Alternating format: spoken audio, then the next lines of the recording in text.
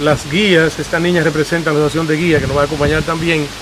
Ya el día pasado hicimos un recorrido, medimos la altura, la altitud en cada una de las paradas que tenemos y hoy vamos a hacer un recorrido para ver qué cosas se pueden resaltar para que los guías se le expliquen a los visitantes en cada una de esas paradas. Y domingo determinará si alguna de esas paradas se eliminan, si se agrega una parada adicional, ¿verdad? Que no esté donde haya cosas importantes que podamos explicarle a los visitantes. El objetivo de esto es tener un documento que instruya a los visitantes, que no vengan por hacer ejercicio, por subir el desafío de llegar a la cima, sino que vengan a aprender sobre el área protegida, a interpretar la naturaleza, cómo se comporta y saber que esto sea una unidad didáctica. Y por eso traemos aquí a Domingo como un técnico de alto nivel, para que nos dé su opinión con relación a qué cosas destacar en cada una de las paradas. Ya tenemos un levantamiento de datos previo y hoy vamos a hacer ese otro levantamiento de flora y fauna que se puedan destacar en los espacios y Domingo nos va a instruir cómo se puede esto poner, que la gente lo entienda y que los guías lo puedan explicar. Pero los sábados, domingos y días feriados, los guardaparques están aquí también para esas acciones. Siempre vienen grupos que no tienen la carta de ruta. Entonces aquí se abordan, se le dan las explicaciones del lugar y se le dice si tienen que a la próxima tener una carta de ruta, pero si no tienen, aquí se toman los registros de las personas que vienen y los guardaparques están ahí, pues ellos no se someten a la obediencia. Y los guías están para supervisar el comportamiento de cada grupo, aparte de las explicaciones que se le dan, y a cada grupo se le instruye para dejar el área limpia. No importa si encontró una botellita en el camino, recójala, porque si la deja porque no es suya, el que viene detrás piensa que fue usted que la dejó. Entonces así se instruyen a todos los grupos para que el área quede lo más limpia posible. Y los lunes, ese guardaparque que está aquí sube todos los martes, todos los martes él sube, por si ha quedado desperdicio en el camino, él lo va limpiando. Perfecto. Y entonces él también baja los martes, todos los vehículos que la gente encuentra subiendo, que lo deja ya en la cima, debajo de la caseta, y él lo baja entonces los martes, y después yo voy en la camioneta y lo bajo al ayuntamiento. ¿Qué es lo primero que observamos en esta estación 1, que es como que dice el punto de partida del sendero, ¿verdad? Esto pertenece a una zona de vida según el sistema Holdridge, que utiliza como parámetros los regímenes de temperatura, de altura y pluviométricos, ¿verdad? Establece que esto es una zona, vamos a decir que es una zona de bosque húmedo, pero ya en una transición entre el bosque húmedo y el bosque muy húmedo. En la República Dominicana, según el sistema Holdridge, tenemos 9 zonas de vida desarrolladas, algunas zonas de vida que ya corresponden a otro tipo de sistemas, lo vamos a ver más adelante. Esta es una zona muy impactada por la actividad humana. Es una zona donde lo que podemos observar es que la vegetación natural de la zona, que es un bosque latifoliado. ¿Qué quiere decir latifoliado? Quiere decir un bosque de hoja ancha, ¿verdad? Lati grande, folíolo, hoja, ¿verdad? Entonces, esta zona de bosque latifoliado, porque es una zona que inmediatamente uno observa la pluviometría, aquí en este lugar tenemos una pluviometría de alrededor de 1.200 milímetros de lluvia por año, según la experiencia que tenemos nosotros de pluviometría. Santiago de los Caballeros tiene una pluviometría de 975 milímetros de lluvia por año. Es una zona transicional, ¿verdad? Esta zona, que ya es el sendero número 1, es una zona de transición entre el bosque húmedo y el bosque muy húmedo, ¿verdad? Con una pluviometría de 1.200 milímetros, una zona muy impactada por la actividad agrícola, una actividad de subsistencia. Aquí no se observa ninguna agricultura tecnificada. Lo que se observa, sí, ciertamente, uno de los grandes problemas que tenemos en el país actualmente, que es el de la ganadería. Aquí vemos los pastizales, algunos en buenas condiciones, pero es una ganadería extensiva. ¿Qué quiere decir extensiva? Que es una ganadería para pocas vacas y mucha extensión de terreno. Entonces las vacas andan todo el espacio y lo que hace es que pisan la hierba y van endureciendo el suelo y la hierba no va creciendo, y entonces no es suficiente ni siquiera 100 tareas de tierra, ni siquiera para 5 vacas. ¿No entendemos? Entonces, aquí ya yo comienzo a observar algunas especies que son invasoras, que comienzan a llegar algunas especies invasoras. Creo que aquí hay una, ¿te parece? Si no estoy equivocado, ¿verdad? No, esta es la Esta violeta. es la violeta, que son igualitas. Tenemos una invasora aquí, miren aquí detrás de ti. Pero ya comienzan. ¿Cuál? Ese hisopo. El hisopo se lo plantaron. Sí, sí. Pero hay algunas especies invasoras llegan de manera, vamos a decir, a veces fortuitas. Pero yo sí vi subiendo, creo que vi algunos ejemplares de lin que ya comienzan a aparecer en la zona, ¿verdad? Sí. Comienzan a ver algunos ejemplares de lin. La vegetación natural, bueno, primero la vegetación introducida es relativa a una cantidad de especies. ¿Qué especie es esta de varios? Parece el lino. ¿Qué lino creo? La leucaena. Vemos algunos ejemplares de mango. El mango es una especie que la vamos a ver en todo. Esa es, Domingo, esa es la acacia. La que echa la flor blanca, la clase acacia angustísima. Ah, Es invasora, sí. yo no he visto lino aquí, ¿no? No he visto lino aquí. No, aquí es muy húmedo para el lino. Lo que vemos aquí es especies introducidas. Bueno, el pasto que ha englobado esto. Ya comienzan a verse algunos procesos y comienzan a aparecer algunas especies colonizadoras que, si esto se dejara sin tocar, íbamos a comenzar a tener ya el bosque natural que podría aparecer aquí, o el bosque en sentido general, porque todos los bosques son naturales, pero sí aparece ya una cantidad, una profusión muy grande del iris tenax, que es esta matita que tiene la flor amarilla, ¿verdad?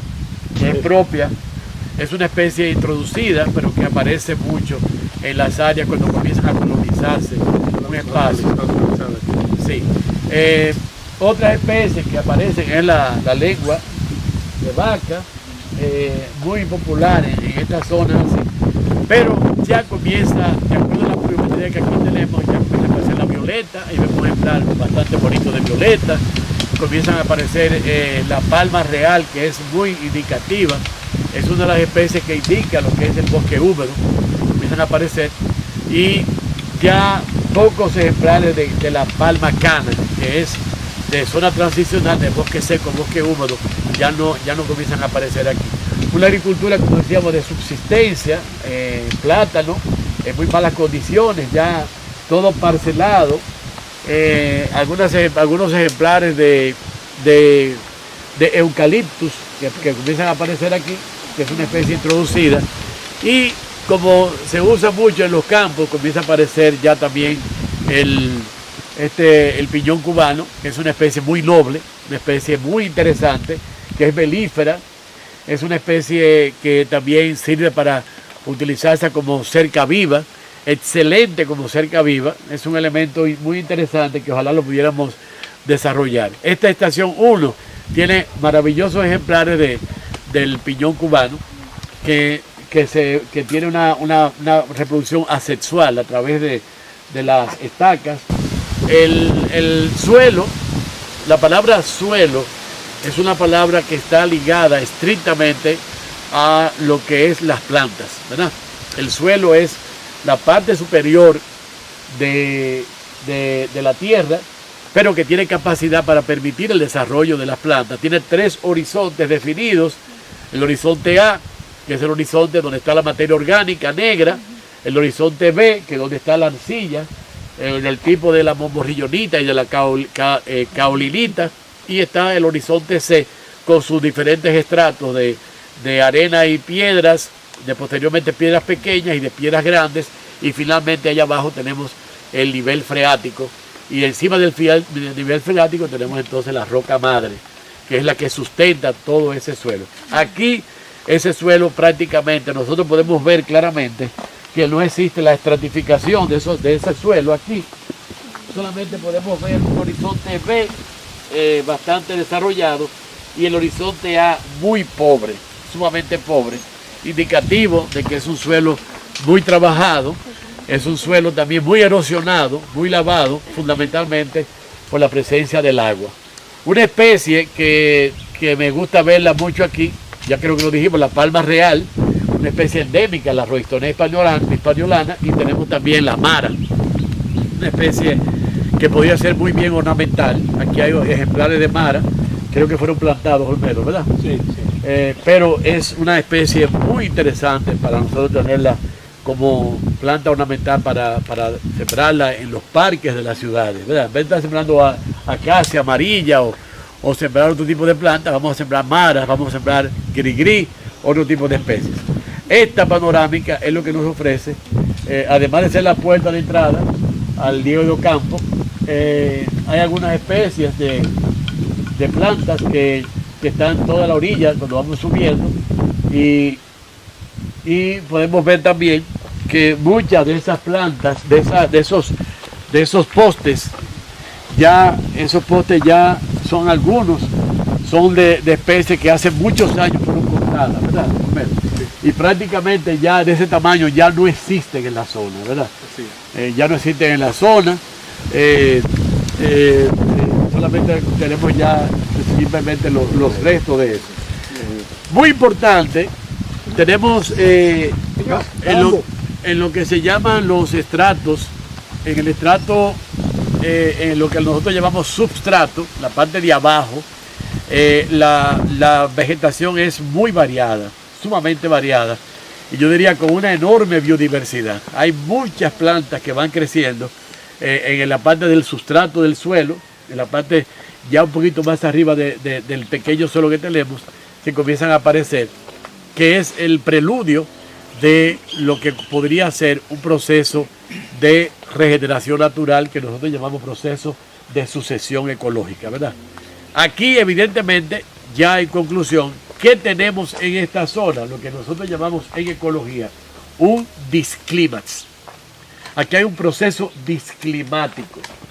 ¿Qué quiere decir un proceso disclimático? Que el ecosistema se fue desarrollando de manera natural, de manera espontánea, y finalmente vino la intervención del ser humano y comenzó a cortar los árboles, comenzó a limpiar, y entonces creó una situación de alteración del desarrollo normal del ecosistema que nosotros llamamos disclimas. ¿De dónde viene la palabra disclimas? Viene precisamente de que el ecosistema se va desarrollando en un proceso donde van apareciendo las especies pioneras, donde van apareciendo la vegetación primaria.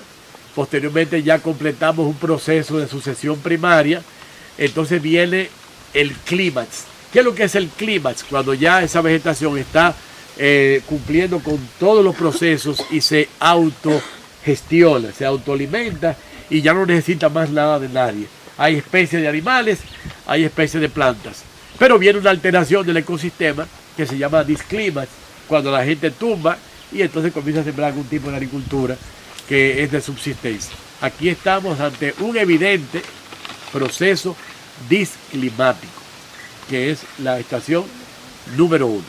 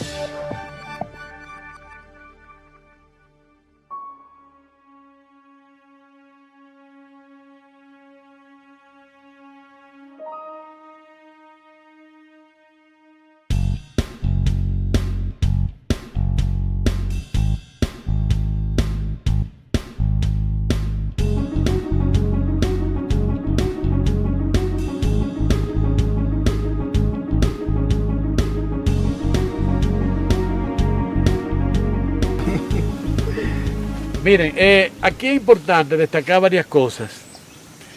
Si nosotros podemos observar, aquí hay una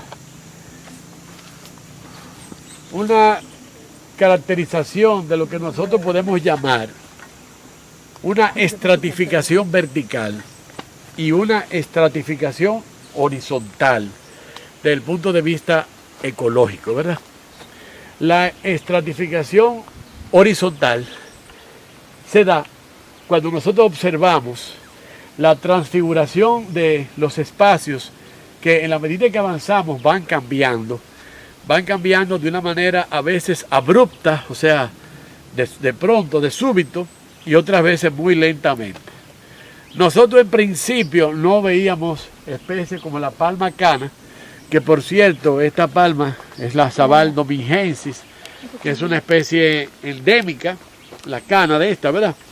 Y ya comenzamos a ver, si ustedes se fijan, la Sabal domingensis, esta palma cana, es parte de un producto de una época en que parece que la temperatura aumentó mucho y la pluviometría por unos años fue disminuyendo debido quizás a un cambio climático temporal, ¿verdad? Entonces permitió que se desarrollaran estas palmas en medio de una zona de bosque húmedo, ¿verdad? Sin embargo, dentro de ese proceso de estratificación horizontal, que no es más que ir observando los procesos de transfiguración, cómo va cambiando el ecosistema y cómo va cambiando el paisaje, podemos ver, si uno es buen observador, se da cuenta de que no hay una profusión de canas pequeñas. Se dirá que muchas las han cortado, pero no. Esas canas tienen un tamaño de una época y no viene ya el proceso de sustitución, ¿verdad? De lo que se llama de sucesión ecológica que pueda permitir que se siga manteniendo ya esa plantación de cana. Sin embargo, la parte que tiene que ver con la estratificación vertical también es muy interesante. Vimos la horizontal. Vamos a ver ahora la estratificación vertical, ¿verdad? Y aquí vamos a comenzar a ver, por ejemplo, algunos tipos de simbiosis que se van a ofrecer. Primero comenzamos dentro del proceso de estratificación horizontal.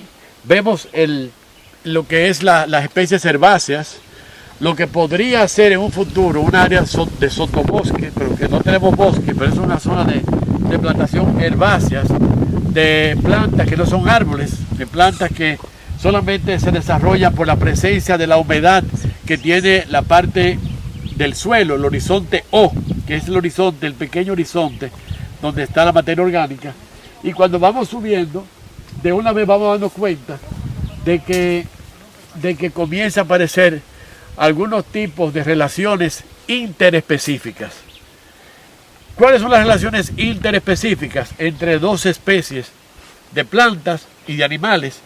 Que una favorece a la otra, a veces las dos salen favorecidas. Aquí hay un proceso perfecto de mutualismo entre esta especie que es una piñón cubano, pero también hay algunas especies como estos helechos y este musgo que comienza a aparecer, que no le hace ningún tipo de daño a la planta. Aquí tenemos un verdadero sentido de una relación interespecífica de lo que llamamos nosotros mutualismo. Es una relación simbiótica, una relación entre dos especies, pero se da perfectamente muy bien. Aquí tenemos otro caso interesante. Dentro de esas relaciones, simbióticas, vengan a ver, por ejemplo, aquí tenemos esta, que es muy interesante. Den la vuelta por aquí. Aquí podemos ver esta planta de copey, ¿verdad? El copey es una planta que generalmente es del suelo, ¿verdad? Sale del suelo. Pero también cuando ella busca la parte de arriba de la epidermis del árbol, se puede sustentar muy bien. No es una planta parásita per se, que se alimenta de la savia de otra planta, sino lo que ella hace, la usa como soporte. Entonces lanza su sistema radicular, miren, este es el sistema radicular de del Copey. Pero ¿qué finalmente hace el Copey? Que está sustentado allá abajo, pero finalmente se alimenta del suelo, se sustenta como soporte de esta planta de piñón cubano, pero posteriormente la estrangula y mata el árbol. Entonces se queda ella sola. ¿Usted ha visto eso? ¿Verdad que sí? Sí. Se queda ella sola y entonces hace todo un proceso de estrangulación y de muerte posterior, que podríamos decir entonces que dentro del proceso simbiótico es una especie que tiene que ver con el parasitismo, ¿verdad? Entonces, dentro de ese proceso que llamamos nosotros estratificación vertical, vamos viendo eso. Aquí no tenemos nosotros un dosel superior, lo que sí tenemos es un estrato superior, que ya es la vegetación que crece de arriba. Entonces, la parte que tiene que ver con las especies epífitas, que son estas, epi significa sobre, fitoplanta, estas plantas son epífitas porque viven encima de la otra, como ustedes ven aquí. Pero también hay otras especies que se llaman epífitas saprófitas, ¿verdad? Sapro significa podrido, fitoplanta. ¿Qué es lo que hace una especie epífita saprófita? Que vive encima del árbol, pero se alimenta de la parte podrida del árbol. Mira lo que va haciendo, según se va alimentando, va dejando todo el sistema epidérmico de la planta sin nada, y ya la planta va envejeciendo con el tiempo. Aquí tenemos perfectamente eso, lo que estábamos diciendo. Mira, esa es la parte, ahí están las especies saprófitas. Una de ellas es, por ejemplo, el musgo, otras son los helechos, este tipo de helechos que pertenecen a ese tipo de lugares. Hay las especies epífitas y saprófitas, según van subiendo, son diferentes, van cambiando. Por eso se da lo que se llama en ecología perfectamente un proceso de estratificación vertical. La estratificación horizontal la vemos desde allá arriba, cómo va cambiando todo el ecosistema aquí, cómo ha sido variado también, y cómo ustedes pueden ver en esa planta de cana que ven ahí, allá en aquel lado, que hay hasta una planta ya viviendo dentro del hueco que probablemente dejó algún carpintero o algo de eso, ¿verdad? Un aguacate. Ahí se mudó, ¿un aguacate? Un higo. Parece un aguacate. Un higo. Ahí está la planta, ahí es otro tipo de relación simbiótica. ¿Qué ocurriría a nosotros aquí en esta zona si la dejamos que vaya desarrollándose? Porque todo esto es parte de la vegetación 1, de la estación 1, ¿verdad? Todo esto es parte de la estación 1. ¿Qué pasaría en esta zona? Perfectamente con una pluviometría, ¿ustedes recuerdan de cuántos milímetros? 1200 milímetros. De 1200 milímetros yo por año. Esto, si lo dejamos tranquilo, la vegetación natural volvería otra vez a aparecer en la zona.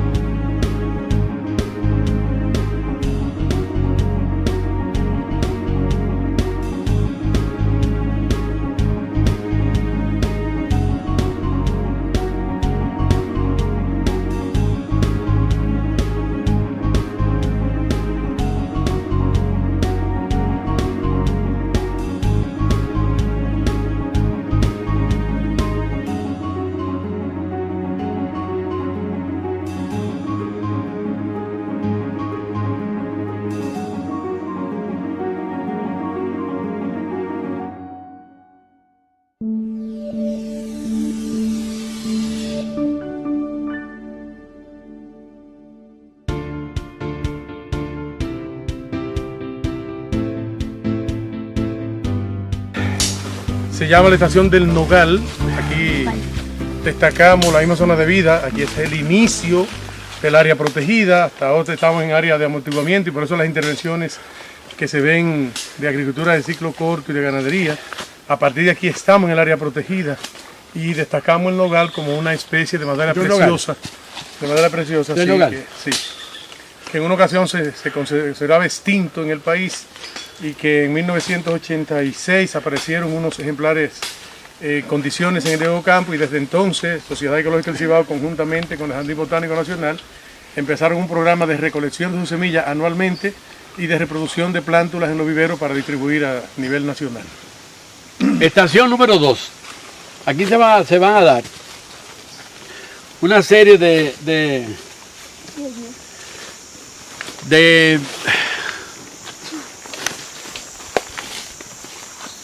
una serie de elementos muy importantes, muy interesantes.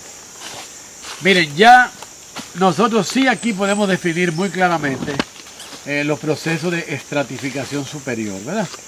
Ya el estrato, lo que es el desarrollo de un bosque, en este caso, dentro de un proceso de estratificación que se puede dar en cualquier elemento, la estratificación vertical, pero en el bosque se puede traducir con mucho más facilidad. Ya vemos un sustrato bastante interesante que se está formando aquí debajo, un sustrato muy rico que pertenece a lo que corresponde, de acuerdo al perfil de un suelo, corresponde a lo que se llama horizonte O. ¿Cuál es el horizonte O? El pequeño espacio donde hay una profusión muy grande de materia orgánica en desarrollo y ya formada, ¿verdad? Esto es parte, si vemos esto aquí, esto es parte del horizonte O, ¿verdad que sí? Ahí lo podemos ver, ese horizonte O. Debajo de ese horizonte O está el horizonte A. Ese horizonte A, en estos lugares así inclinados, aunque tenemos una profusión muy grande de árboles, es muy pequeño, ¿verdad? Sumamente pequeño. Lo que más se desarrolla aquí es el horizonte B y a veces mucho más el horizonte C, con todos sus estamentos. Por razones de gravedad, ya la capa de lo que nosotros llamamos la napa freática o el nivel freático ya comienza a reducirse, ¿verdad? Porque por razones de gravedad el agua comienza a bajar, ¿verdad? A concentrarse en otros espacios por encima de la roca madre. Lo más interesante de esto es que aquí tenemos un desarrollo muy grande de esa cantidad de vegetación que nosotros llamamos sotobosque. Eso es lo que llamamos el sotobosque, que es la vegetación que crece y se desarrolla encima por debajo de los grandes árboles. ¿Qué observamos interesante aquí dentro del proceso de sucesión ecológica, que es el proceso de desarrollo de un ecosistema? Podemos ver claramente que estas plantas aquí, Olmedo, son no este bosquecito que se ha formado aquí, es un bosque reciente. ¿Verdad que sí, Olmedo? Sí, es un bosque reciente. ¿Por qué yo me doy cuenta que es un bosque reciente? Porque simplemente el grosor de los árboles no es grande. Todavía tenemos una competencia natural entre muchas especies que son alelopáticas, que no resisten mucho la presencia de otras. Y entonces, aunque haya muchas plantas, va a comenzar un proceso de discriminación, un proceso de conflictos entre ellas. Muchas van a morir por la misma sombra de las otras y entonces van a quedar algunos ejemplares ya debidamente fortalecidos. Esto es un proceso que se llama proceso de sucesión ecológica. Las especies que van a aparecer aquí, que ya están apareciendo, son especies pioneras. Y esas especies pioneras aparecen cuando el terreno está prácticamente pelado. Esas especies pioneras son acompañadas también de otras especies. Las especies pioneras son naturales del lugar. Pero pueden aparecer especies que son colonizadoras, que es diferente a una especie pionera. Las colonizadoras vienen de otros sitios y se ubican en el lugar, ¿verdad? Y lo colonizan.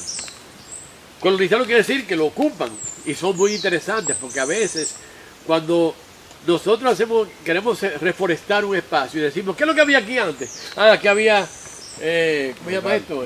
Nogal. Aquí había esto. Entonces sembramos nogal y el nogal no se nos da, se nos seca. Eso es. Aquí nosotros cuando comenzamos a sembrar, comenzamos a regenerar el Diego Campo. ¿Y aquí es lo que hay manacla? Vamos a sembrar manacla.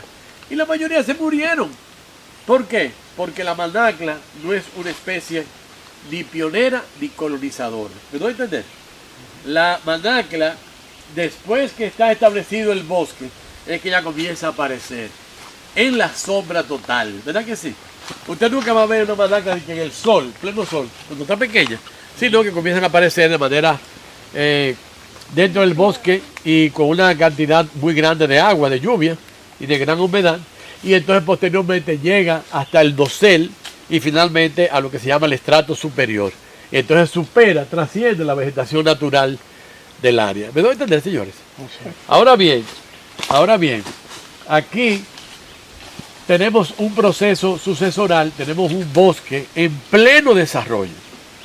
¿Qué tiempo le tomará a este lugar convertirse en una especie, en un bosque ya maduro, en un bosque que ha llegado a su clímax? Que por cierto, todavía esto no está en clímax. O sea, el clímax es cuando ya existe un proceso de maduración y de equilibrio, ¿verdad?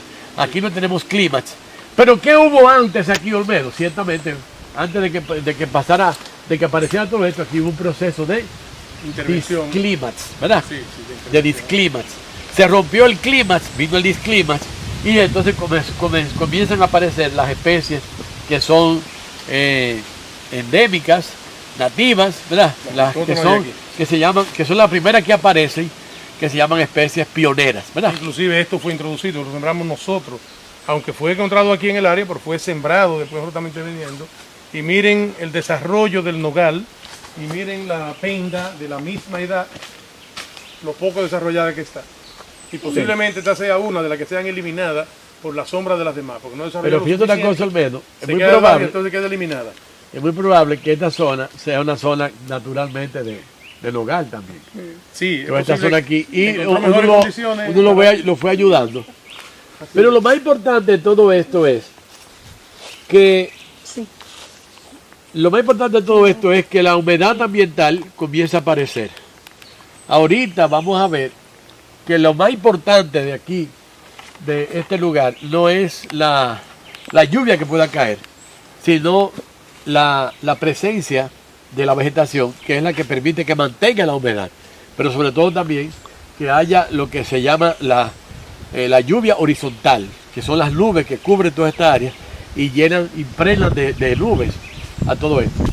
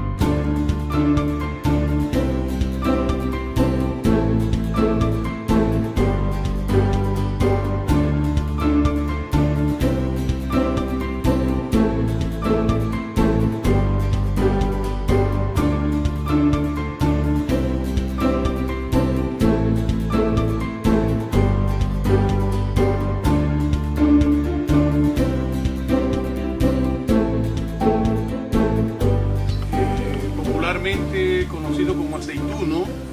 Es una madera de fuste poco erguido, siempre son las ramas medio retorcidas, pero una madera preciosa, y de esta, la madera de este árbol que se hacían los tableros de los vehículos de lujo antes.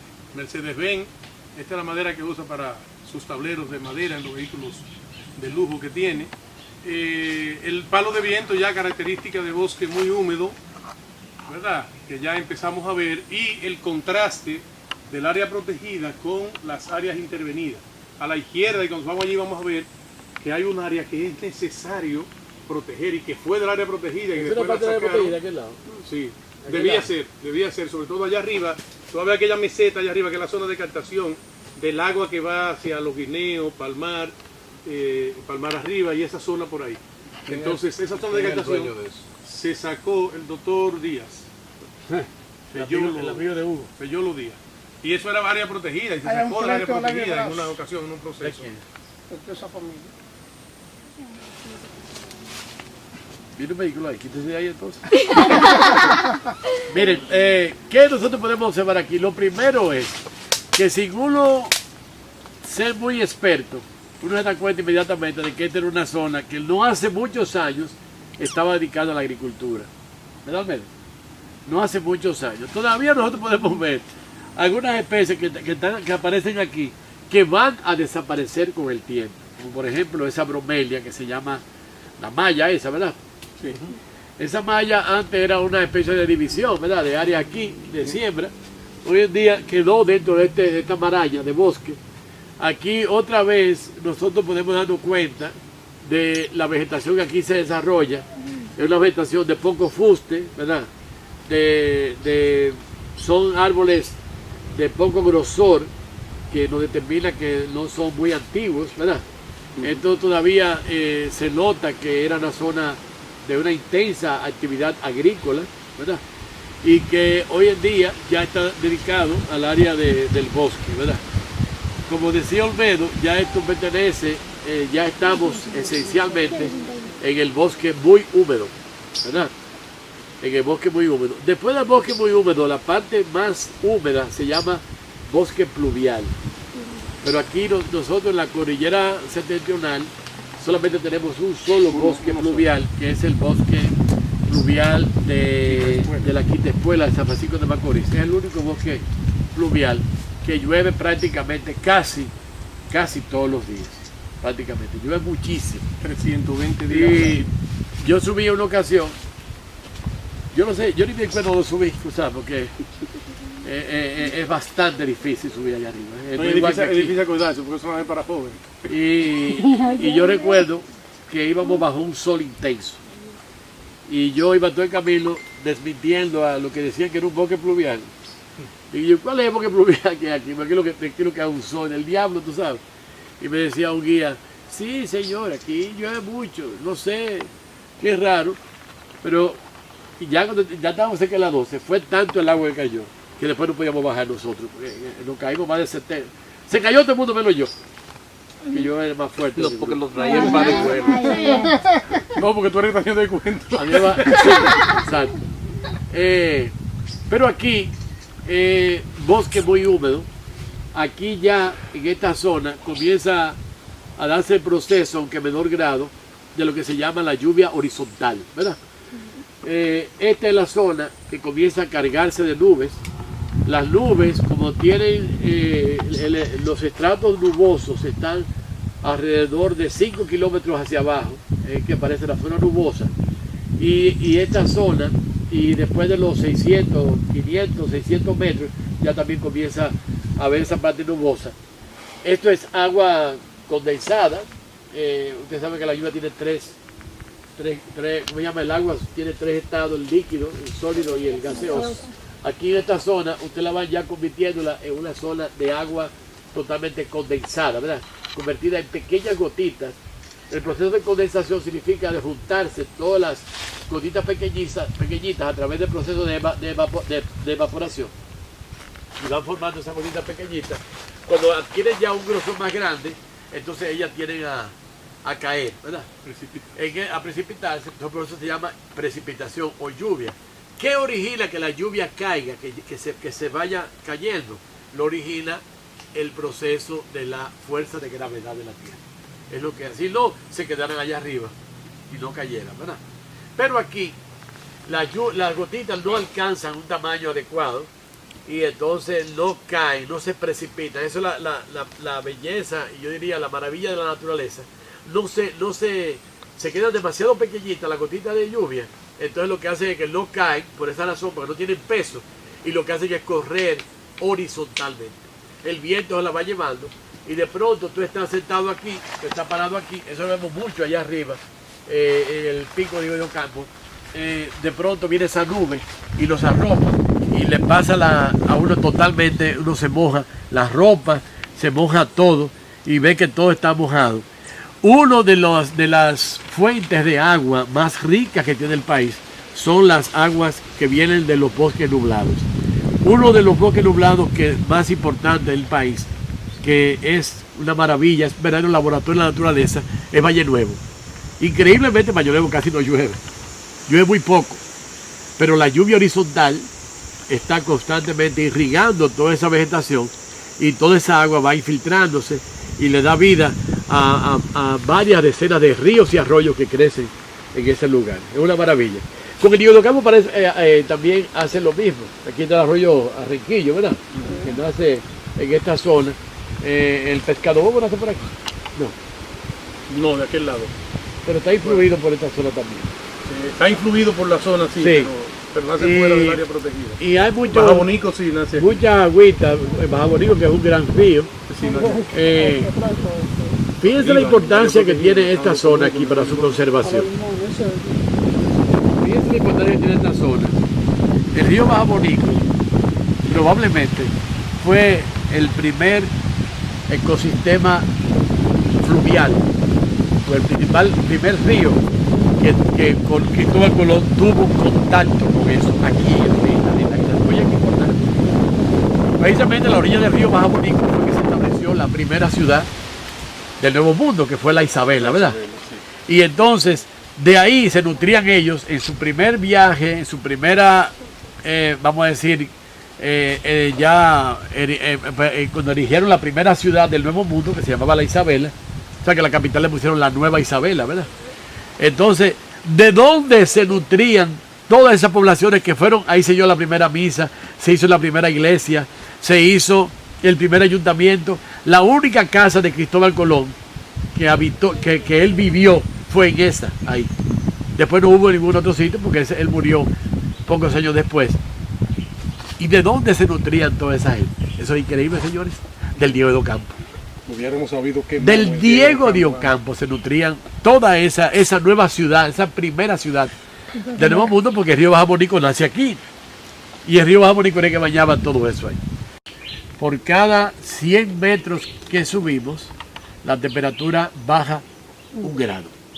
¿Estamos de acuerdo? Por cada 100 metros que subimos, la temperatura desciende 1 grado. Por eso, cuando nosotros decimos que estamos a 1.249 metros sobre el nivel del mar, que está Diego de Ocampo, ¿verdad? Inmediatamente estamos en Santiago, que está alrededor de 170 metros. Santiago es bajitico. 170 metros aproximadamente. De una vez tú dices, aquí está en 30 grados. Entonces, por cada 100 metros, tú vas bajando 1 grado, en la medida que vas subiendo, y cuando llega a los 1.249, tú dices, en el Diego de Ocampo debe estar a 18 o 19 grados de temperatura. Tengo entendido, Olmedo, que ahora mismo el pico está un poquito más alto. Señor, hay que confirmarlo, pero fue lo que nos dio la medición que hicimos días pasados, y nos dio esa medición unos metritos más alto, pero hay que confirmarlo con un GPS de precisión, que no hay mucho en el país. Dígame usted. Aquí se daba por costumbre que si habían, por ejemplo, 100 agricultores, mínimo al año 3 quemas de ver la tierra vuelta a carbón, mínimo 3 veces al año. Esa es la cultura de las personas aquí, que aquí un fósforo que resuelve la maleza que usted puede tumbar. En cuando usted hace una barrera, Ya alguna gente sí tienen la costumbre de hacer una barrera porque han tomado la iniciativa de quien viene aquí darle esa capacitación. Y algunos, pero aquí lo que resolvía era esta parte que usted dice, lo tengo como ahora, que aquí esto se chapeaba y esto era todo aburado, porque aquí se resolvía con un foco. Esa parte, hay una cosa que se me queda, que es interesante también, es que el campesino, el productor, el que siembra, inmediatamente cuando viene a una zona como esta y ve toda esta vegetación, todos estos árboles que crecen, ¿verdad? Dice, oye, pero este suelo es bueno, porque si puede permitir que desarrolle ese árbol así y ese cayuc, no es Olmedo, este árbol que hay aquí, dice, pero mira, entonces aquí debe sembrarse una buena yuca, una buena batata, ¿verdad? Porque si hay unos árboles así, lo que ellos no saben es lo que se llama el proceso de autogestión de los bosques, ¿verdad? Esos árboles, ellos mismos son los que se alimentan en un proceso de autogestión. Todo el proceso que tiene que ver con la alimentación de ese árbol, el proceso alimenticio, ¿verdad? A través de la cadena alimenticia, lo inicia el propio árbol y lo termina el propio árbol. Cuando él comienza a desarrollarse, lanza, produce todas esas hojas y todas esas ramas y esas hojas se secan y caen al suelo. Entonces el suelo, el mismo árbol vuelve y las aprovecha otra vez y mantiene ese ciclo completo. Cuando la gente siembra batata o yuca, saca eso, bota la yuca, bota la batata y el terreno se queda pelado y no se renueva. ¿Estamos de acuerdo? Sigamos entonces, señores.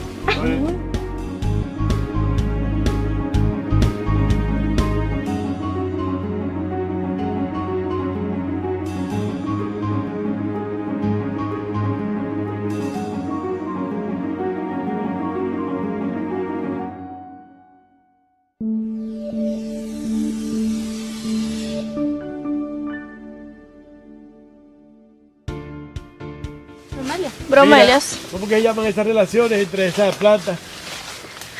Se llaman relaciones interespecíficas, se llama, ¿verdad? Una relación interespecífica es una relación entre dos plantas.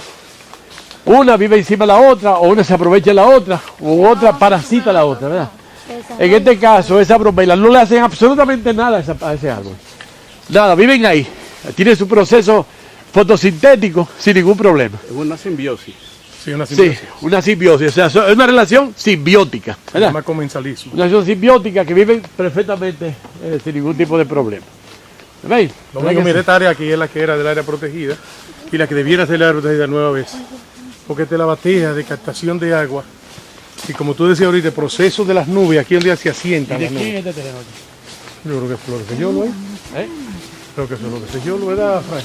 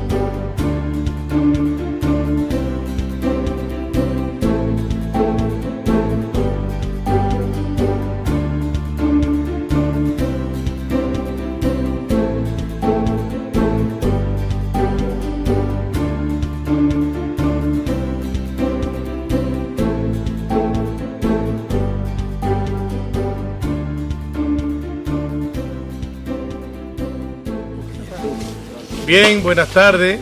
Ya pasado el mediodía, estamos en la parada número 4 a 970 metros sobre el nivel del mar. Aquí destacábamos nosotros la vista panorámica hacia el Valle del Cibao, pero ya la vegetación ha crecido y ya no tenemos esa vista panorámica. Destacamos aquí la presencia de la planta estranguladora, que tenemos una viola visible como planta estranguladora, y la guayaba de indio. que es una especie endémica de la isla y que la tenemos también ya presente en esos espacios. O en los espacios más altos en los que ella puede estar. De aquí hacia arriba no la vamos a ver más. Precisamente esta es una zona ya donde ya se convierte el espacio en abrupto, totalmente abrupto, ¿verdad que sí? Alguien decía, el Diego do Campo surgió del fondo del mar en una de las épocas geológicas más activas que tuvo la zona, ¿verdad? Que no recuerdo ahora, Eduardo, Jussi, ¿cómo se llama? La época mesoica, ¿cómo es? Cuando nació Germania. No, yo ni sé por qué nació. No, La era como, mesozoica. no recuerdo ahorita yo no recuerdo. Y podría ser, de acuerdo al comentario que escuchamos, ahorita yo lo anoto eso, ¿no recuerdo? Sí. En la época, no recuerdo, que fue en la misma época que surgió el ámbar aquí aquí en la isla de Santo Domingo, ¿verdad?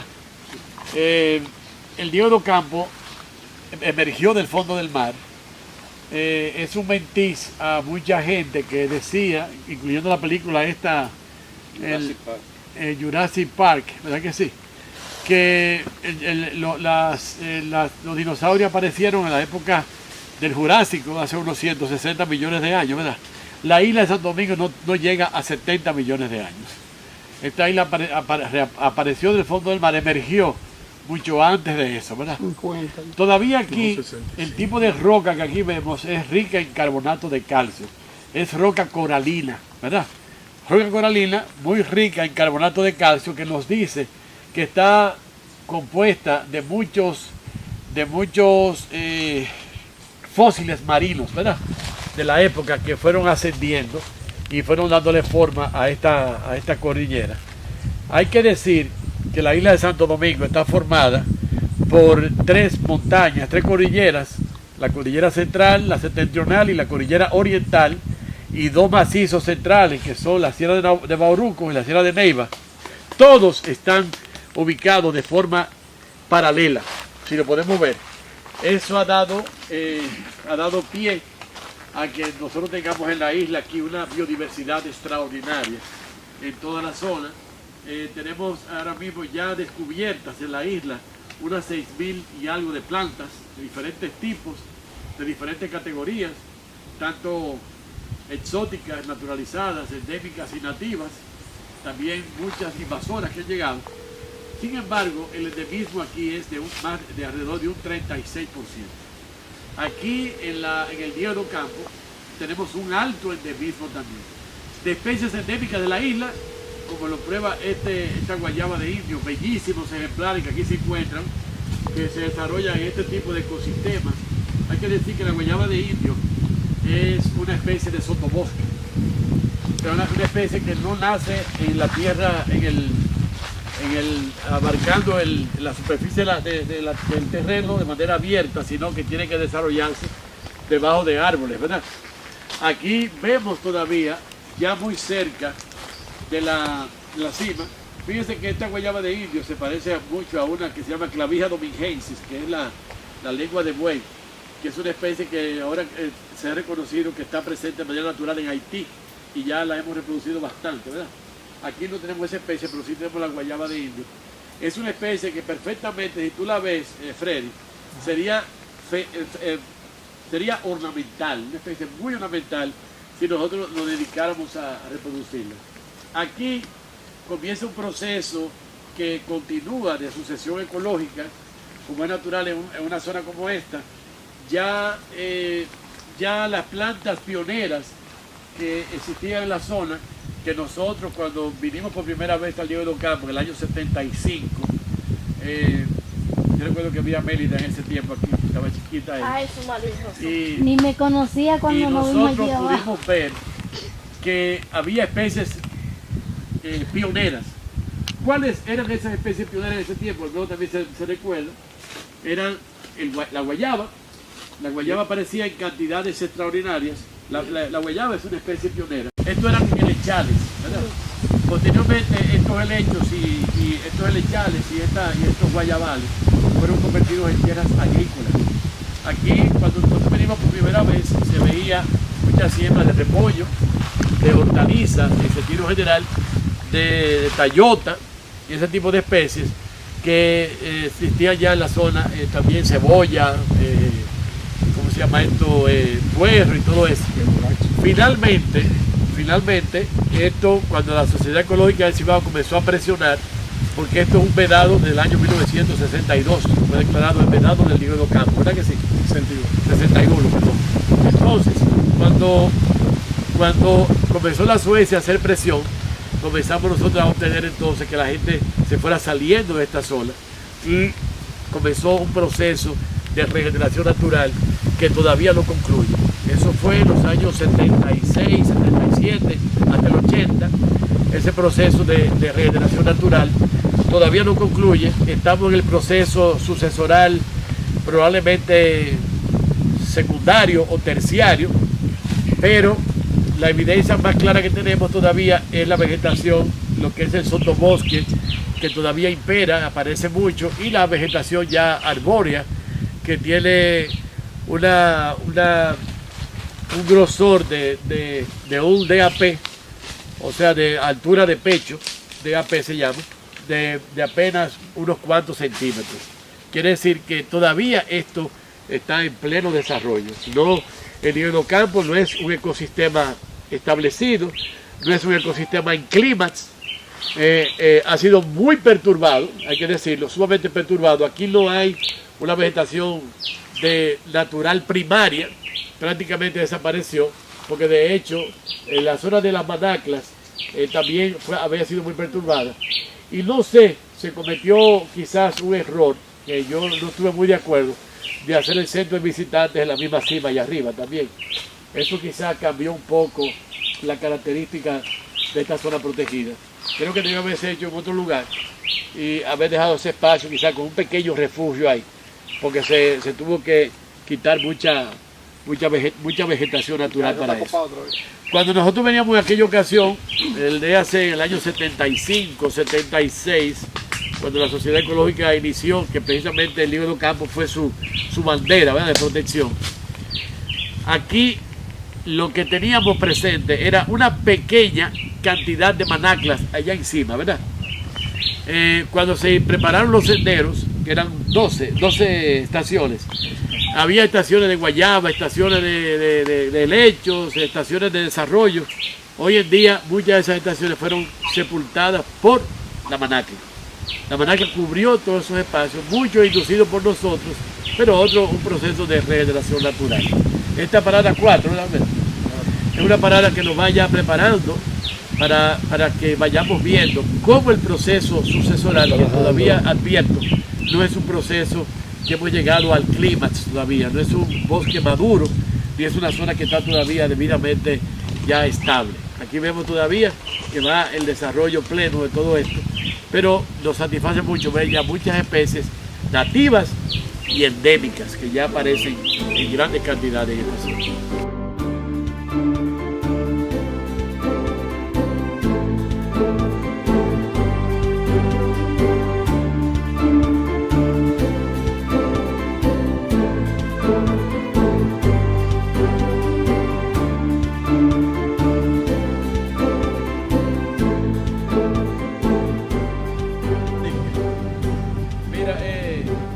Mira lo que tengo yo aquí. Esta zona está en franca recuperación. El proceso sucesoral está avanzando, ¿verdad?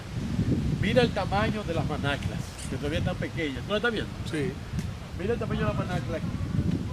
Esta zona, aquí va a ocurrir un proceso de sustitución de vegetación.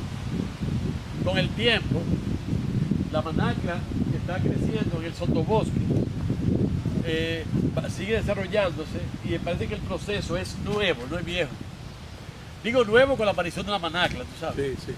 Pero ya viejo por la situación que hay aquí. Si tú te das cuenta, Yussi, mira cuántas manaclas pequeñas hay. Hay mucho. Y hay muy pocas grandes. Es una real, ¿verdad que sí? Sí, una real. Entonces, ¿qué es lo que se ve aquí?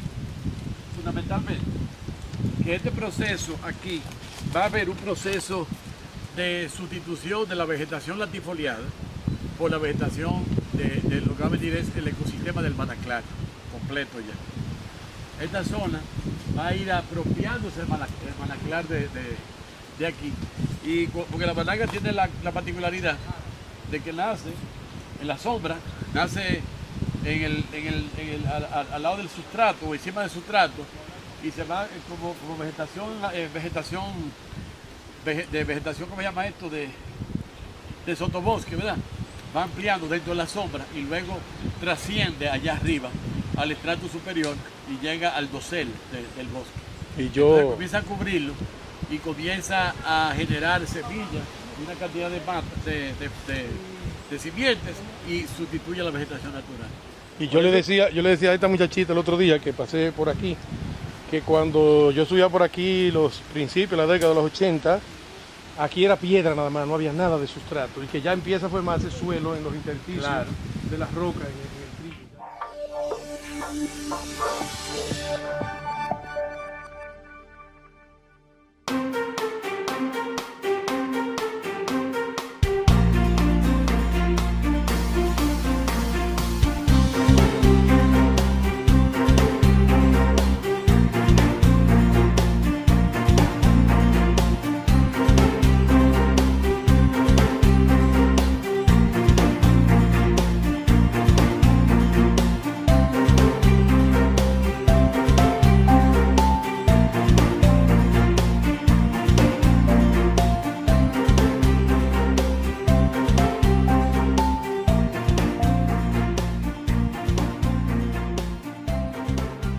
Estamos en la quinta parada, ascendiendo hacia la cima del Diego do Campo, a 1060 metros sobre el nivel del mar, en una zona de bosque muy húmedo, donde se empieza ya a ver los procesos de la lluvia horizontal.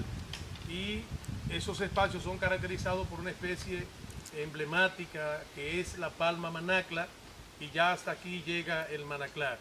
De manera inducida, porque la manacla estaba restringida a la cúspide última de la montaña, llegando a la cima, y todo esto eran zonas de cultivo. Y después que nosotros creamos las condiciones, en unos años después de haber dejado el espacio para la recuperación y de haber sembrado algunas especies aquí, entonces diseminamos en un helicóptero varios quintales de semillas de manacla pregerminada en todo el entorno que entendíamos que podía ser zona de bosque nublado, para que la manacla entonces sustituyera a las otras especies y se adueñara de los espacios. Entonces ya el manaclar, desde aquí hasta la cima vamos a ver manacla, exceptuando una pequeña franja que está dependiente allá arriba, donde ella parece que no habita mucho en esa franja, pero todo ya el manaclar se ha extendido a toda esta zona hasta aquí. Mira, desde que nosotros hemos ido ascendiendo, desde quizás de la parada 4 hasta esta, ¿verdad? Hemos comenzado a ver primero la vegetación de bosque latifoliado, el desarrollo con una vegetación arbórea de poco DAP, o sea, de poco grosor, de altura de pecho, y sobre todo un dosel y también la parte del estrato superior todavía no muy bien desarrollada. Sin embargo, comenzamos a ver cómo comienza a aparecer en pequeñas matitas muy pequeñas la manacla. Esa manacla va apareciendo y va adueñándose. Todavía no hay manaclas grandes, sino va adueñándose del área. Y la manacla es una especie que no es pionera, es una especie que va a aparecer en un lugar y va a comenzar a desarrollarse de manera individual, sino que necesita una vegetación arbórea para poder desarrollarse en el sotobosque. Ahí cuando comenzamos a ver muchas plantitas muy pequeñas de 1 de 2 pies de altura que comenzaban ellas a colonizar el área, ¿verdad? Y comienzan a aparecer como una especie de colonización de todo ese espacio. Eso, cuando ya venimos subiendo por acá, esto todavía podemos ver nosotros que no es el manaclar puramente establecido, sino que todavía hay una mezcla de la vegetación latifoliada y de un manaclar que comienza a aparecer. ¿Qué va a ocurrir posteriormente? Que el manaclar va a arropar la vegetación latifoliada y va a desaparecer la vegetación latifoliada y va a quedar entonces esta palma, que es la Prestoea montana. Aquí en el país hay dos tipos de palma manacla, la palma roja y la palma verde. Aquí tenemos la palma roja en esta área, la manacla roja, perdón, la manacla verde y la manacla roja. Aquí tenemos la manacla verde. Entonces, dentro de un tiempo, y fíjense que es un proceso que se llama sucesión ecológica, que lo hemos estado ya hablando de manera reiterativa, es un proceso que es largo. Todavía para que alcance que aparezca ya el manaclar de manera ya individual, que ya sea efectivamente un manaclar y haya desaparecido la vegetación latifoliada, van a pasar todavía varios decenas de años para que eso ocurra. Es un proceso largo, pero es sostenido y sistemático. Aquí todavía podemos ver algunas especies como la pringamosa, que son de hojas muy anchas, comienzan a aparecer algunos tipos de lechos, pero ya la vegetación del sotobosque va a ir desapareciendo y va a ir formando entonces el manaclar.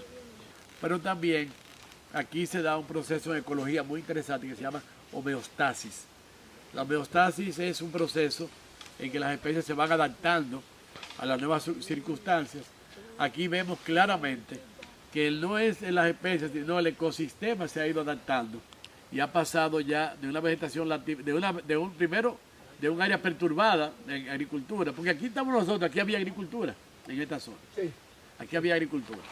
Hoy en día se dejó, comenzó a salir la vegetación natural, pero ya comienza a aparecer el manaclar. El manaclar es que va a llegar al clímax de este ecosistema, del ecosistema del Diego de Ocampo. Una zona productora de agua, una zona que va a producir mucha agua, porque aquí está evidentemente muy presente el bosque nublado. Esto se llena de nubes que cargadas de humedad, que no le llueve, sino que la pasan directamente a las plantas.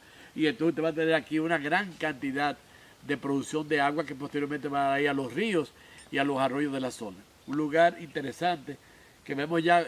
Estos lugares como una especie de transición ya para llegar al manaclar completo. Mira, Yusi, el bambú. Todo esto, algún forestal sembró bambú aquí en esta zona y esta zona no es de bambú. Sin embargo, el bambú se mantuvo de buen tamaño hasta que llegó la vegetación natural. Ahora comienza un proceso de degeneración. Fíjense el tamaño de las manaclitas, y cuando comenzamos allá abajo, ¿verdad?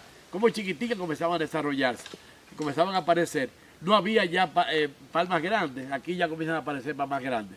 Dentro de unos años, cuando nosotros estemos ya, que pasen unos años, que podamos volver, ya aquí no va a haber vegetación latifoliada, sino solamente manacla.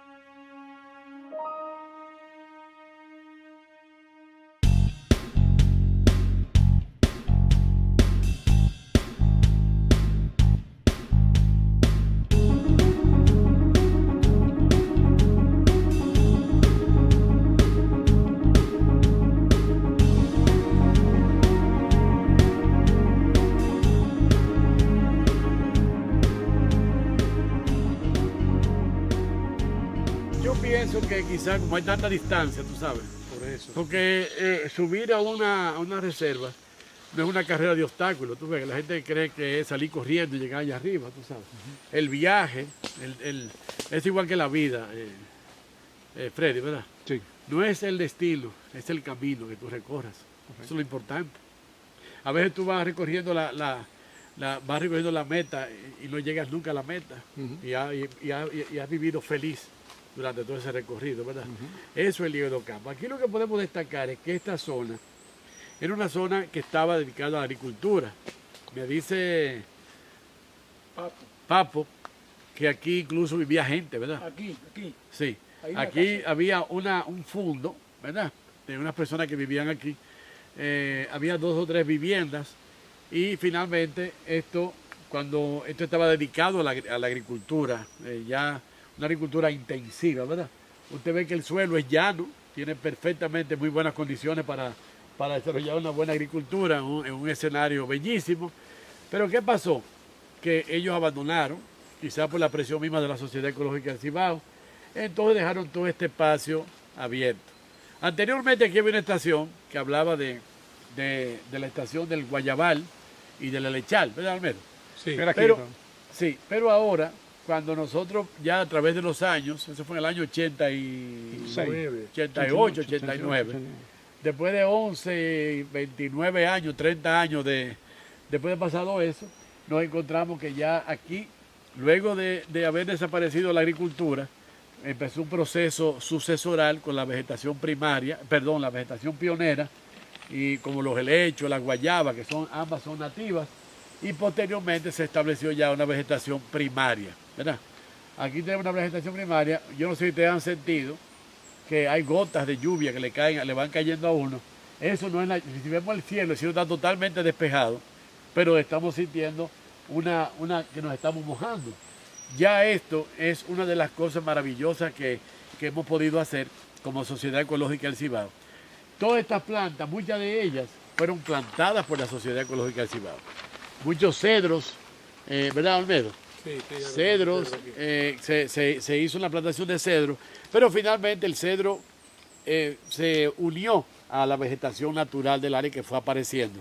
Hoy en día aquí no hay ningún indicio de que hubo en la agricultura. Sí nos damos cuenta de que ciertamente por el grosor de los árboles todavía esto está en pleno desarrollo. Pero aquí nos dice que hay un trabajo que se hace de cuidado, de prevención, de protección. Inmediatamente entonces tenemos ya un área totalmente recuperada. Eso es lo más importante. Esta zona nosotros estamos bajo la influencia del pico de Ocampo, de arriba, no de la montaña, sino del mismo pico. Y aquí hemos sentido todos gotas de lluvia o de agua que nos han ido cayendo, que nos expresa lo que es lo que es la lluvia horizontal, que es una de las cosas maravillosas de este lugar.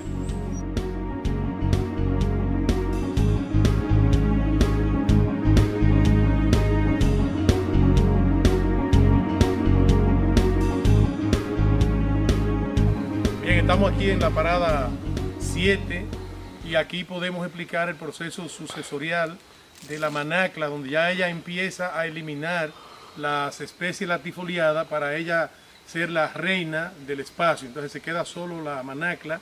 Aquí se avistaba con mucha frecuencia las cuevas del solenodonte, que es un mamífero endémico de aquí de la isla y que mucho habitaba en este espacio. El año pasado fue perturbada toda la zona por unos cerdos que se asilvestraron hacia acá y ellos están migrando. Entonces, llegando a la próxima parada, vamos a ver entonces la cueva del solenodonte. ¿Aquí hay cerdos cimarrones? Que hay bastante, hay unos asilvestrados. Terminaron. Se asilvestraron algunos aquí, entonces perturbaron mucho esto aquí y los solenodontes salieron corriendo. Parece que el cerdo se lo come. Y en la otra parada podemos ver algunas de las cuevas ya de ellos. ¿Eso es nogal? Que están por ahí. No. ¿Qué es eso, papá?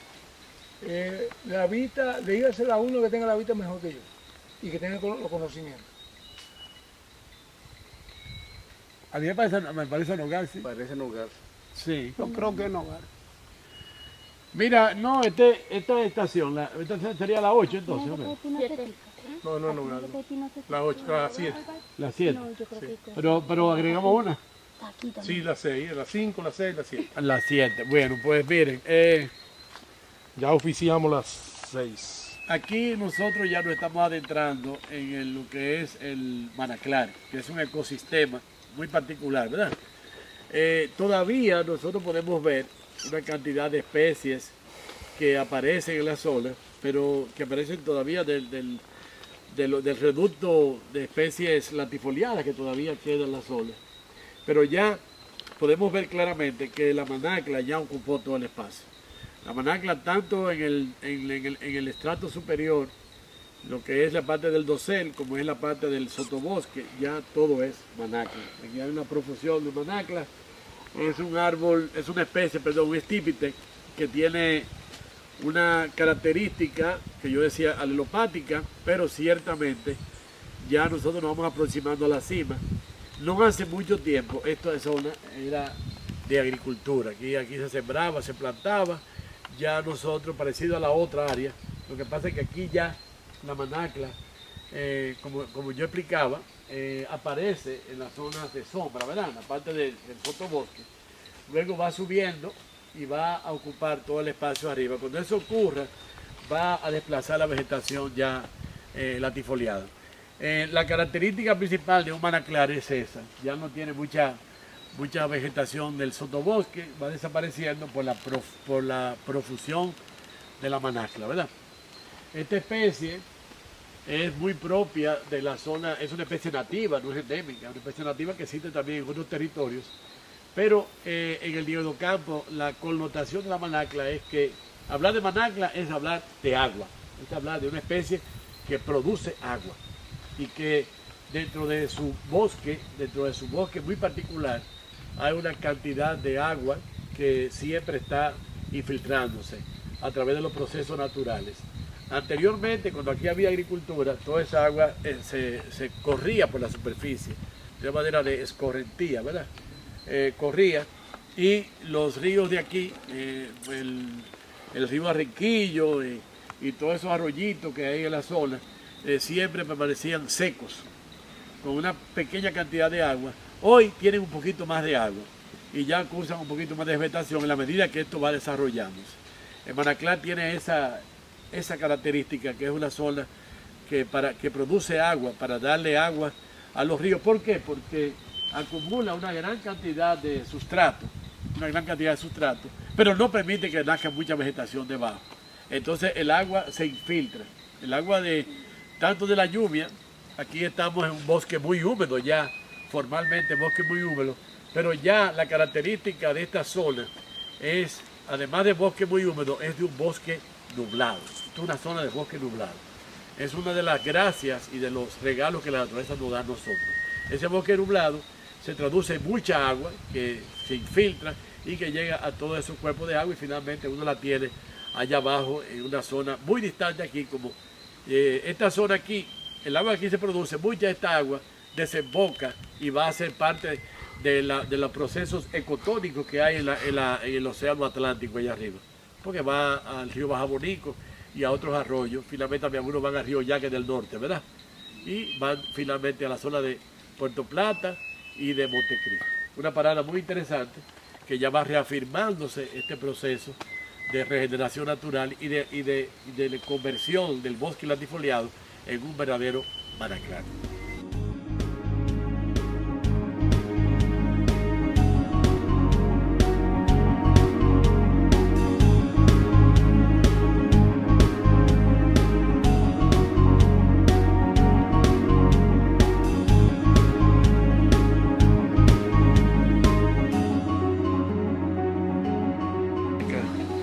Estamos en la estación 8, apenas a 100 metros de la cima, y aquí lo que destacamos son las furnias, fruto del proceso de movimiento telúrico y de erosión de la roca por la humedad que se va erosionando. Y tenemos entonces aquí también ya la presencia del solenodonte. Se pueden ver muchas cuevas de solenodonte en esta zona. No lo vamos a avistar porque a esta hora él duerme, él es de hábito nocturno, y a esta hora está durmiendo. No queremos perturbar esa tranquilidad que él tiene ahí para poderlo ver. Así que es muy difícil uno verlo porque ellos no salen casi en el día, a menos que lo molesten, ¿verdad? El solenodonte es una especie insectívora, no mamífera, no es insectívora. Pero no es mamífero. No, solenodonte no. Y es una especie que su característica es que es una especie endémica de aquí. por lo menos el Solenodon paradoxus, la especie que nosotros conocemos, es una especie endémica de la zona, igual que la Plagiodontia aedius, que es la jutía. Aquí en esta zona, además de la característica de la, vamos a decir, de que todavía la roca se está estableciendo, hay todavía una especie de movimientos telúricos que ha habido en la zona que han provocado una cantidad de grietas, de fracturas, ¿verdad? Las rocas de aquí son de orden de las serpentinas y de las rocas metamórficas que tenemos en esta zona. Pero hay una característica que ya observamos nosotros, que es el helecho macho, el helecho, el camarón, como le llaman, ¿verdad? Todavía yo no había observado, de varios dicen que vio uno allá abajo, todavía no habíamos observado el helecho macho y de varios me apuntaba y decía, mira, aquí hay varios. Ya en esta zona comienza a aparecer el helecho macho. Cuando el helecho macho aparece, estamos ya buscando el clímax, estamos buscando el proceso de maduración del bosque, que es lo mismo que decir, el proceso ya de equilibrio y de satisfacción de todos los procesos ecológicos esenciales que ocurren en esta zona, ¿verdad? Ya nosotros vemos que el estrato superior, el dosel, ya todos podemos ver que ciertamente está cubierto totalmente de la manacla. Ya tú miras hacia arriba y no ves ningún tipo de vegetación que no sea manacla, ¿verdad? Entonces estamos ante la presencia, ciertamente, de un manaclar. Siempre vamos a tener en el Día de los Campos este tipo de grietas, porque todavía la cordillera septentrional, que precisamente septentrional significa lo más al norte de un lugar, ¿verdad? Esta cordillera siempre está en formación, en constante formación, ¿verdad? Y desarrollo, debido precisamente que es una consecuencia de la falla septentrional que tenemos prácticamente paralela a esto. Este tipo de grietas vamos a estarla observando siempre y se utiliza fundamentalmente, son como canales de agua, ¿verdad? Para llegar a los cuerpos que están allá abajo, los cuerpos de agua. Esta es una zona que ya abajo lo que vamos a ver es el helecho macho, manacla, en sentido general, muy pocas especies de área especies latifoliadas, sino que ya todo, o son helechales pequeños, o ya son helecho macho, o ya en el estrato superior, en el dosel, allá arriba, totalmente lleno de manaclas. Aquí, por la humedad, vamos a ver unas relaciones interespecíficas muy interesantes. Las relaciones interespecíficas se dan entre especies entre especies diferentes, ¿verdad? Individuos de especies diferentes. Sí, las que son de una sola especie se llaman intraespecíficas, ¿verdad? Miren aquí tenemos todo este tipo de musgo, ¿verdad? Que se va desarrollando y sin embargo van apareciendo algunas que otras plantitas. Fíjense, eso nos habla del gran porcentaje de humedad que tenemos en la zona, probablemente que supere el 85%, ¿verdad? Aún haya tiempo de sequía, siempre este lugar va a estar cubierto de ese tipo de vegetación, que es el musgo, que algunos helechos, algunas especies como las bromelias imperan mucho en esta área y nos indica la cantidad de agua que tenemos. Esta es una zona muy productora de agua a través de los procesos del bosque nublado, ¿verdad? Es una zona muy interesante, ya estamos cerca del Picacho. Como yo decía, es una zona con mucho movimiento telúrico, con mucho movimiento de acomodamiento de las placas tectónicas de todo este tipo de rocas y nos da a nosotros una panorámica muy interesante. Prácticamente ya estamos en el pico Diego de Ocampo, ya casi llegamos.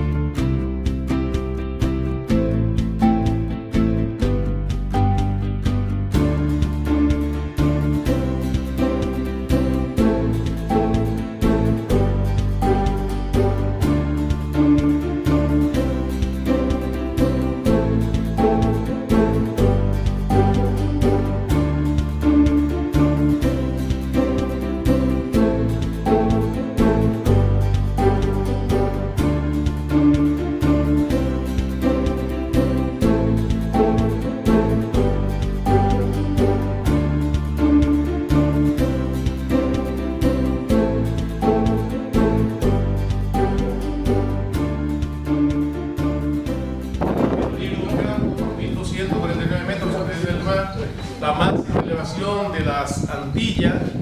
El monumento central Pico de Ocampo tiene ese nombre en honor a ese indio que se sublevó, duró 10 años en estas montañas junto con Sebastián Lemba, alias Negro Lemba, y entonces se dice que fueron calcinados, que le dieron candela a la montaña para poderlo eliminar a ellos. Y tenemos entonces la máxima elevación de las Antillas, que tiene una relevancia de vital importancia para una gran parte del Valle del Cibao y para parte de la cordillera septentrional y para el clima de toda esta zona productiva del entorno de Ocampo, porque aquí impactan los vientos alisios y de las condiciones que se encuentre aquí va a depender que se precipiten o se volatilicen esas nubes cargadas de humedad.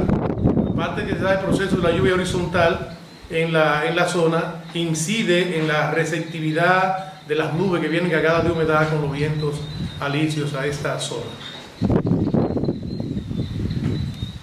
Esta es la cima del Diego de Ocampo.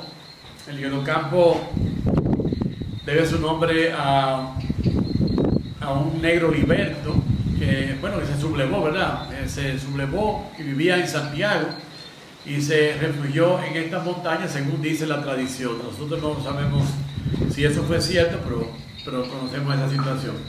La cordillera septentrional es la principal cordillera del país porque aquí empieza el encuentro de los vientos alisios con nuestras tierras, ¿verdad? De la forma en que esté esta cordillera, que esté protegida, que tenga vegetación, así nosotros vamos a tener también un régimen pluviométrico diseminado por todo el país. Las lluvias que aquí se originan, los vientos que aquí lleguen, tienen mucho que ver con la lluvia que pueda caer en el Valle de San Juan y en la zona de Elías Piña, la zona de Comendador, porque todo esto está regido por los vientos alisios. ¿Qué elementos interesantes podemos ver aquí en esta cima de 1249 metros? La cordillera septentrional tiene varios picachos. Este es el principal, 1249 metros. El segundo es el pico Jicomé, o el Murazo, que está a 1170 metros. También está el pico El Peñón, que está en Tamboril, a 1070 metros. Y finalmente el Quinta Espuela, que está a 875 metros sobre el nivel del mar. Aquí en esta zona, lo interesante es esto, que producto de las visitaciones que hemos tenido y toda una historia que ha involucrado a la Sociedad Ecológica del Cibao a este lugar, en los primeros años que nosotros vinimos aquí teníamos una antena, no sé si una o dos, eran varias antenas, una caseta con antenas, y nosotros nos valimos de la jurisprudencia y de asuntos legales y les prohibimos a ellos, tuvieron que retirar esas antenas. Pero lo más interesante de esto ahora es que aquí, a pesar de ser la vegetación latifoliada, la visitación ha traído como consecuencia que estemos llenos de aguacate, de guayaba y hasta de mangos tenemos aquí arriba. No sé si producirán mangos, pero la gente cuando va comiendo va tirando esas semillas por todo el área, ¿verdad? Aquí hay una vista impresionante. Desde aquí podemos ver hasta la zona de Gaspar Hernández. Podemos observar toda la parte que tiene que ver con la montaña Isabel de Torres, con el océano Atlántico. Podemos ver una parte del océano Atlántico, pero también por la parte sur, la ciudad de Santiago de los Caballeros y la ciudad de Moca, Tamboril, una vasta zona que abarca todo este lugar. La parte más alta de la cordillera septentrional, un lugar hermosísimo que muchos dicen que está todavía en un proceso de elevación, ¿verdad que sí? Proceso de elevación. Una roca serpentina, una roca que todavía va fragmentándose y fracturándose, y podríamos decir que este ecosistema todavía está, por lo menos la parte rocosa, está en un proceso de acomodamiento. Una zona ya estable, aunque no ha llegado a su madurez todavía, no ha llegado a su madurez de ecosistema, no ha llegado a sus climas, pero el proceso va caminando. Esta es la cima del Diego de Ocampo.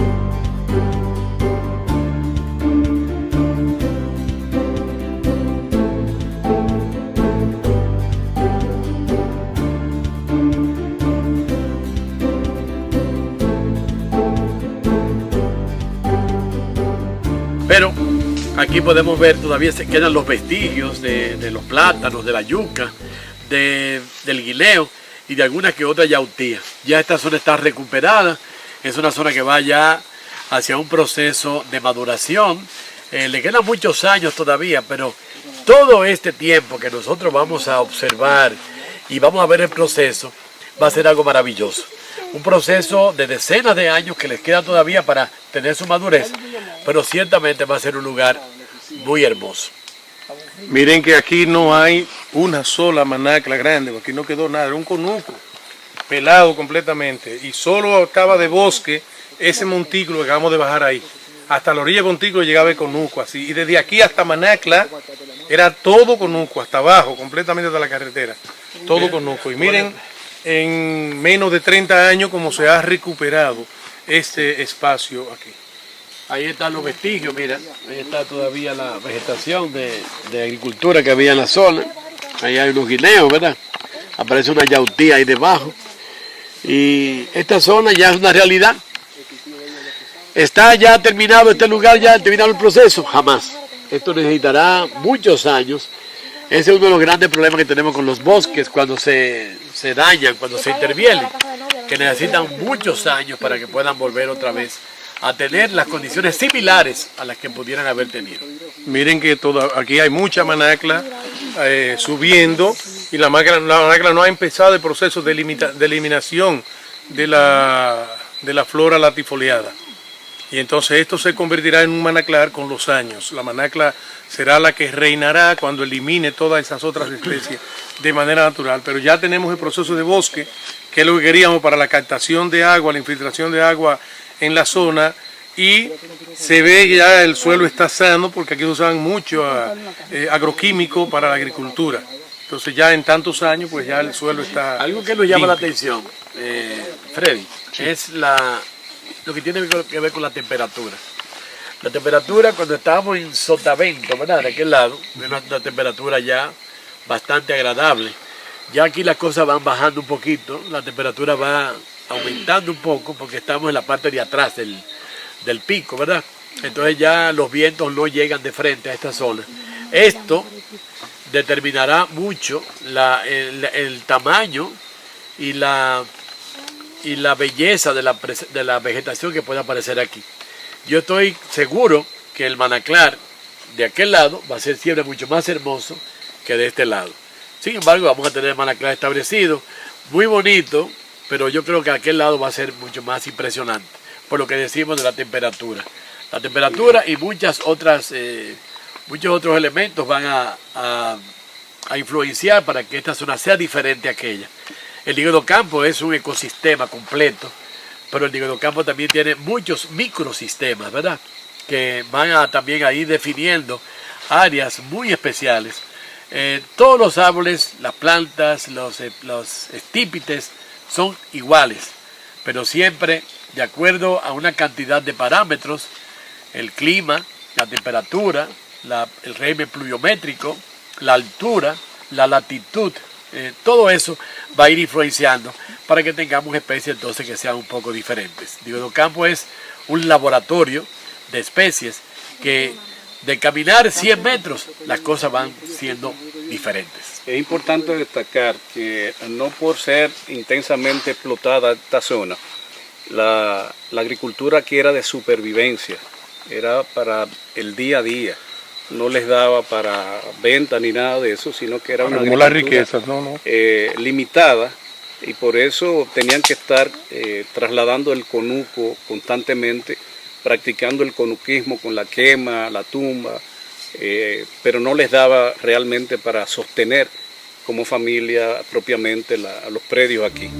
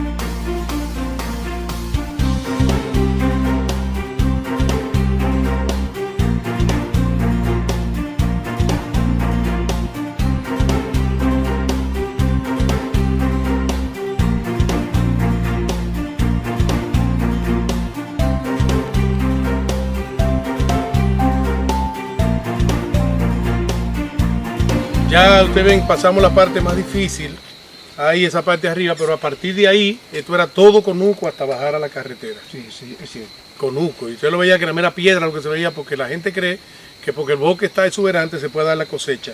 Que quitan el bosque y queman, nada más quedan roca blanca, es lo que queda aquí. Así era que se veía esto, blanquito de roca.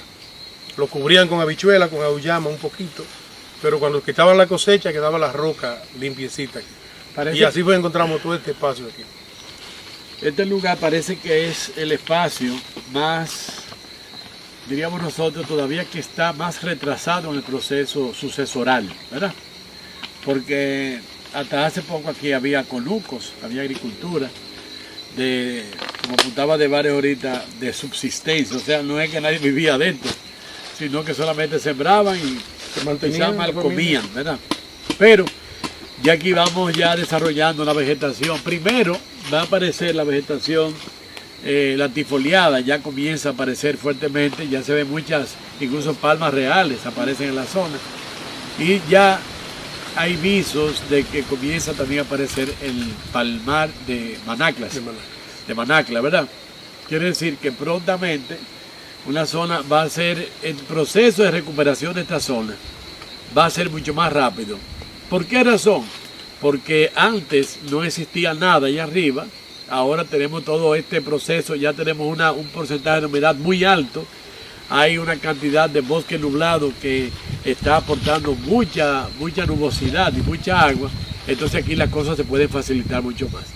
Es el proceso más reciente de sucesión ecológica, pero ya se nota que va en proceso ya final de recuperación total. Le quedan unos años, quizás 20, 40, 50 años para poder llegar a un proceso ya terminado, pero ciertamente ya empezó el proceso. Esta es la estación Número 10. Número 10. Muy bien. No, la número 11. La 11, sí, perdón, sí, la 11. La número 11. La 11.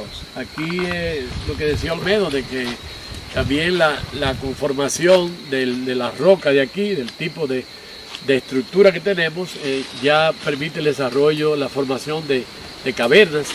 Díaz Ocampo es una zona de cavernas, aparecen varias cavernas, quizá no tengan tanto interés ni tanta importancia como algunas otras que encontramos, pero ciertamente aquí hay cavernas y aparecen y puede ser que sean interesantes para que la gente la pueda visitar. ¿Estaba camino a dónde? A la cueva de Melendre. Le llamamos Melendre en honor a un señor que vivía allá cerca de la cueva, de nombre Melendre. Entonces le llamamos la cueva de Melendre, que será un sendero más a habilitar en el Monumento Natural Pico Diego de Ocampo.